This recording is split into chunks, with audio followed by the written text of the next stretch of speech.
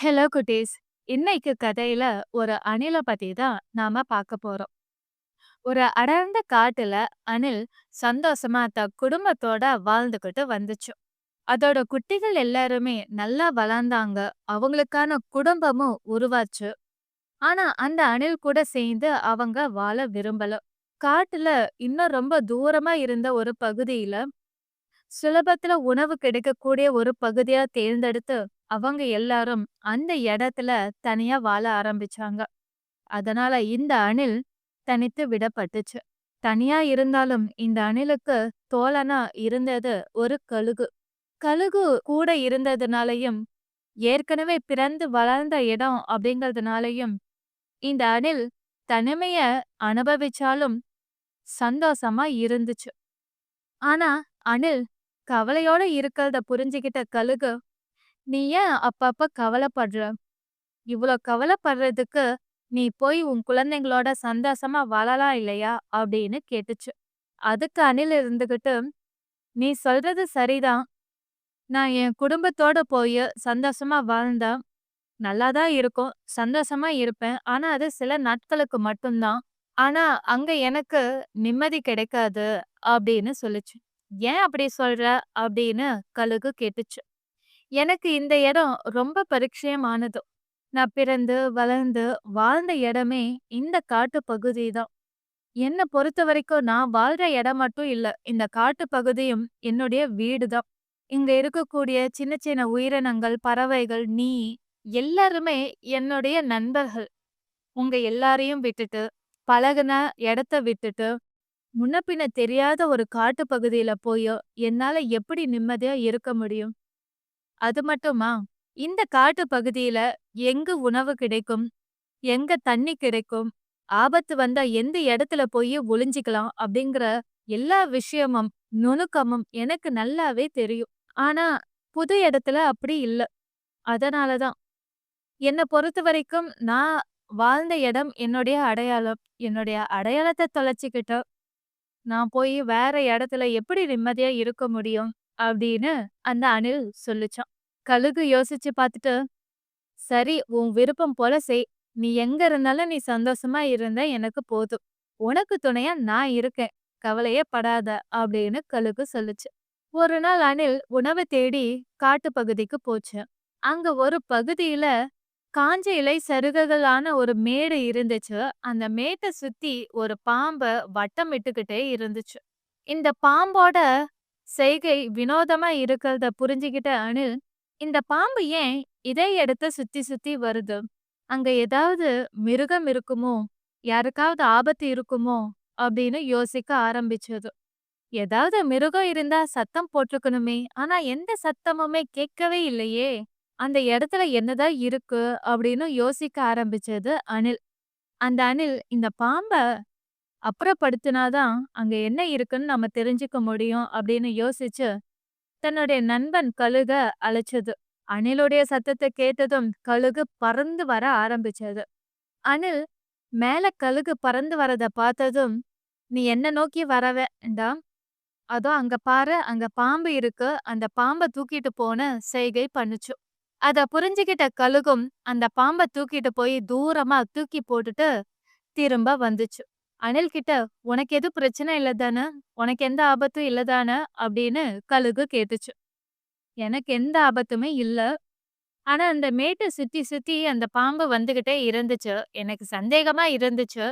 அத போய் பார்க்கணுங்கிறதுக்காக தான் உன்ன அந்த பாம்ப தூக்கிட்டு போக சொன்னேன்." அப்படின்னு அணில் சொல்லுச்சு. "சரி வா, அந்த மேட்டுல என்னதான் இருக்குன்னு போய் பார்க்கலான்னு" அந்த மேட்ட பிரிச்சு பார்க்கும்போது தான் அங்க 4 அணில் குட்டிகள் இருந்துச்சு. அத பார்த்ததும் தாய்மை உள்ளம் பொங்க அந்த அணில் வாரி அணைச்சுக்கிச்சு. "இதோட அம்மா எங்க?" அப்படின்னு கழுகு கேட்டுச்சு. ஆனா இங்க எங்கேயும் இருக்க மாரியே தெரியலையேன்னு புரிஞ்சுகிட்ட அணில், "இனிமே இதுக்கு அம்மா நான் தான்." அப்படின்னு அந்த அணில் குட்டிகள் 4யும் எடுத்துக்கிட்டு தன்னுடைய இருப்பிடத்துக்கு வந்துச்சு.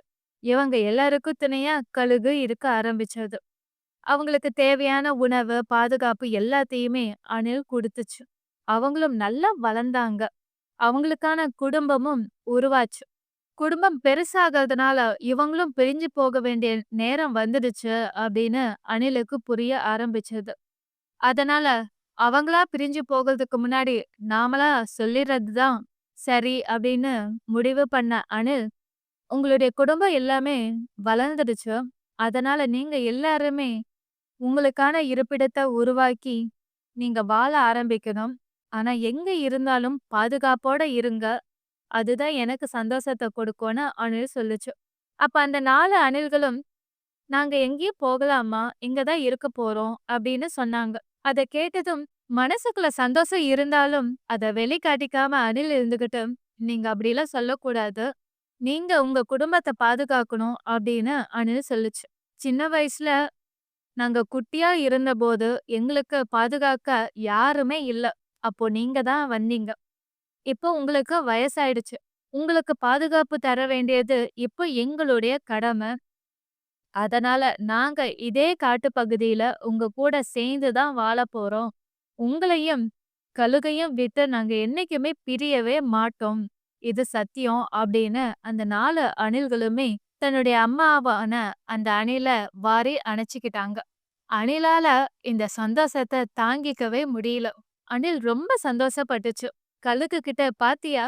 நாம எல்லாருமே குடும்பமா சேர்ந்து இதே காட்டுப்பகுதியில வாழப் போறோம்" அப்படின்னு சந்தோஷத்த பகிர்ந்துக்குச்சு.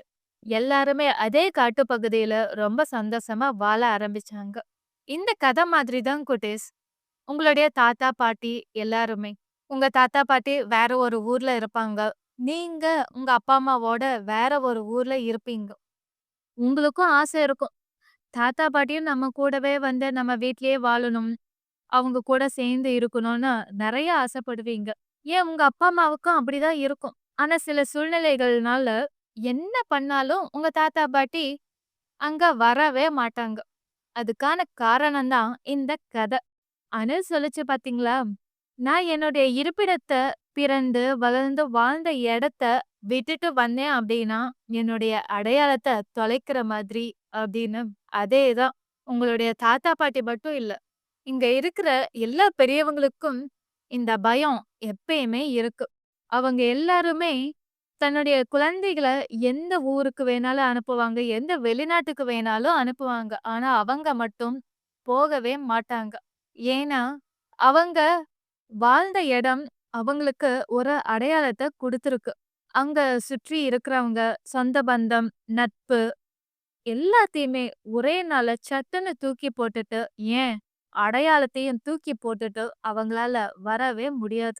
அவங்க வாழ்ந்த பகுதியில ஒரு 10 பேர் இருந்தாலும் சரி, இல்ல 50 பேரு இருந்தாலும் சரி, அவங்க எல்லாருக்குமே அவங்கள நல்லாவே தெரியும். அவங்களுடைய பேரு தெரியும். அவங்க யாரு? எப்படிப்பட்டவங்கன்னு தெரியும். அது அவங்களுடைய அடையாளம். ஆனா அவங்கள கூட்டிக்கிட்டு ஒரு வெளியூருக்கோ, வெளிநாட்டுக்கோ கூட்டிட்டு போய் வாழ வச்சீங்க அப்டின்னா, அவங்க மறுபடியும் அந்த அடையாளத்த உருவாக்கணும். அது அவங்களால முடியாது. ஏன்னா, அதற்கான காலம், அவகாசம் கிடையாது. அதனால இத நீங்க எல்லாருமே புரிஞ்சுக்கணும். எப்படி நாம அப்பா, அம்மா கிட்ட நமக்குன்னு ஒரு பிரைவசி இருக்கு. நாம சண்டை போடுறோம், கோவிச்சுக்கிறோம். இதெல்லாம் இருக்கு இல்லையா? அதே மாதிரி தான். உங்களுடைய தாத்தா, பாட்டி, இல்ல அடுத்து உங்க அப்பா, அம்மா அவங்களுக்கும்னு ஒரு தனிப்பட்ட விருப்பம் கண்டிப்பா இருக்கு. அவங்களுக்குன்னு தனி அடையாளம் இருக்கு. அந்த அடையாளம் அவங்க வாழ்ந்து வந்த இடத்தோடு பிணைக்கப்பட்டிருக்கு. அத கண்டிப்பா நீங்க எல்லாரும் புரிஞ்சுக்கணும். அத யாராலயும் சுலபத்துல விட்டுக் குடுக்கவே முடியாது. அவங்க விட்டுக் குடுக்க முடியலைனாலும், நீங்க அந்த உறவ இன்னும் அவங்களோட சேர்ந்து பலப்படுத்திக்கணும். Okay kids. Thank you.